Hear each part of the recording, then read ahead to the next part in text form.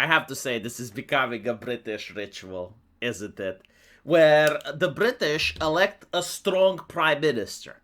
See, like, this is the thing. I can't blame the British for deserving this because usually they actually vote for someone that says, I will fix the nation, I will stop immigration, I will put British citizens first. Theresa May, right? Like, she's going to go to Brussels. She will say, like, no, we're not just an island nation. We used to be an empire. We know how to trade. We can trade with the entire world. We don't need you. You need us. We're going to do deals with the Americas. We're going to create a commonwealth. Just you wait and see. Like, after the divorce, the European Union is going to beg us to come back. In fact, no. After the divorce, the European Union is the one that's going to dismantle and is going to beg to enter our commonwealth. Wasn't that the rhetoric before she got elected? I kind of remember that was kind of the rhetoric, right? And then she gets elected and she does absolutely nothing. Jack shit. Jack shit. And then she steps down and it's like part of the ritual is the crying, right? Like the pissing of the eyes of the prime minister. And they go like, I'm stepping down. And then they replace with someone else that continues the policies, right? Didn't that happen with Boris Johnson? Same thing, literally, right? Like, he's the prime minister, and all of a sudden, he steps down, and he's like,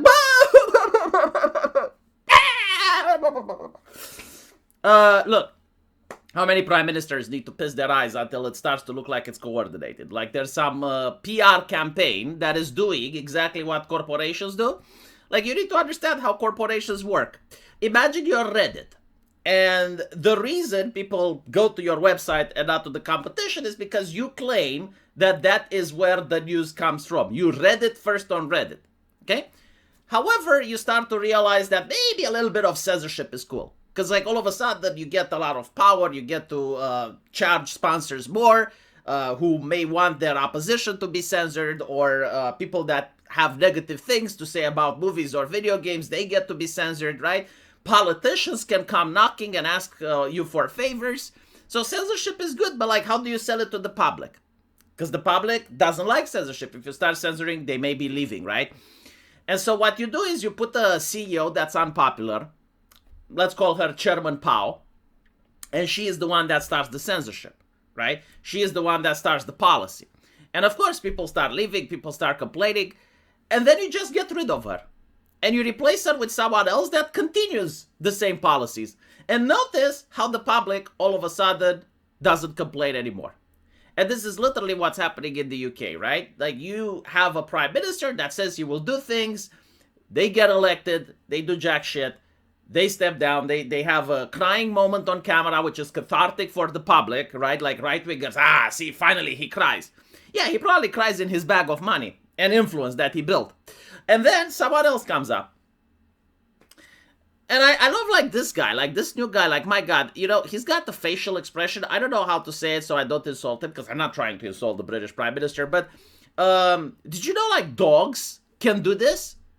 I didn't know that. Like, dogs can, they have a muscle in order to, like, lift their eyes to look more sympathetic.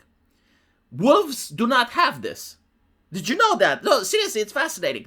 So, like, dogs can lift their eyebrows in order to manipulate humans. It's literally why the muscle is there for. Like from an evolutionary point of view, the dogs that could do this when they were begging for food would have a higher chance of survivals than the dogs that didn't. So, like, they literally developed a muscle to do this facial expression that only humans can do, but now dogs can do as well. And the purpose is to manipulate, right? Very interesting. Like, once you know that, you see this picture in a different light. Manipulation. Again, I hope he understands I'm not saying he is a dog. I'm saying that dogs had to develop the same tactic because it's a very useful tactic. Now, why am I saying that it's manipulation? Well, what they want to create now is a national food service. Again, something that nobody voted on, right? Like, he didn't actually go with the campaign. So when people tell me that Britain is a democratic nation, where? Like, show me. Because I keep hearing, you know, like, people like Sargon criticizing democracy and saying democracy is bad. It's like, okay, maybe it is. But I would like to see it before I can judge it. Because, like, this is not democracy, right? Like, this guy did not have a mandate from the people. Like none of these institutions, the digital ID, the censorship of the internet, the National Food Service, like the important issues, right? None of them have been put up to a vote. So like, sure, maybe democracy is bad, but like I would love to see it. In this century, maybe. I don't fucking know. There are other nations that are democratic, by the way. Like the United States is much closer to democracy than the UK. I'm not like a communist saying, well, real democracy didn't happen. Like, no, real democracy has happened. It happened in Britain as well, before the madness took over, right? So, like, no, like, democracy can exist. It just doesn't exist now. So, like, criticizing democracy when you have an authoritarian regime is kind of interesting. But, okay. So, what is the manipulation? Well, first and foremost, he wants to create this national food service, right? And he claims, well, it's going to be really cheap because each meal would cost 2.50 pounds, right? And this is because they did add an audit and they figured out like how much this food costs right now on the free market. And that is beautiful. Yes, on the free market. When you create alternative state-backed institutions, and you're not just giving away food, you're giving cooked food, right? Maybe the food does cost, indeed, 2.50 pounds, sure. But what about the cleaning staff? What about the disposal? What about the waste? What about the logistics? What about the truck drivers? What about the people that are cooking, the chefs, so on and so forth, right? Like, do they not cost money? And the answer is yes. And who pays for that? The taxpayer. Ah, okay, so it's not this guy, right? Like, is that him that's going to pay more? No, it's the taxpayer. Okay, I understand. What happens to the restaurants? See, that's another question. What about the hardworking British people that work in restaurants? Like, do they not have a say in this? Because do you think like their prices are going to remain the same? I don't think their prices are going to remain the same. What I think is like their prices are going to have to go a little bit upwards, right? And so now you're going to have the British public, the taxpayer, that's paying taxes for food that they may not want to eat, and now is also paying more for the restaurants that they may want to eat from. Interesting, right? So like impoverishing the taxpayer. Why? Why? Out of compassion. Ah, okay. So let me understand how this compassion works. You're taking money from people, like Elon Musk. Elon Musk, does he have like businesses in the UK? I don't know, maybe not Elon Musk. But you're taking money from Sargon of Akkad. Okay, you're taking money from Carl Benjamin, because he has a business in the UK. Unfortunate for him, but what can you do? You're taking his money, and then you're giving it to other people that don't even know Carl.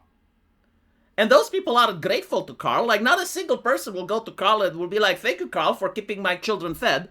Which, by de facto, he would be, right? Like, he is literally the man paying for that. Instead, they're going to go for the government.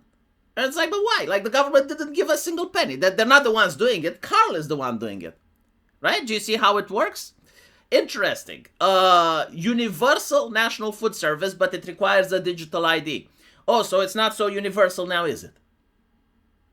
It's not so universal if it requires a digital ID, right? Universal means for everybody. I know that the word inclusivity is a very difficult concept to grasp by the left, even though they're pushing it. But it's not universal. Of course, it's like, do the British people want it?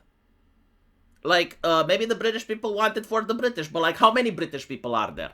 Because if the idea is that everybody on planet Earth can be a British person, the question should be like, can the taxpayer even handle it?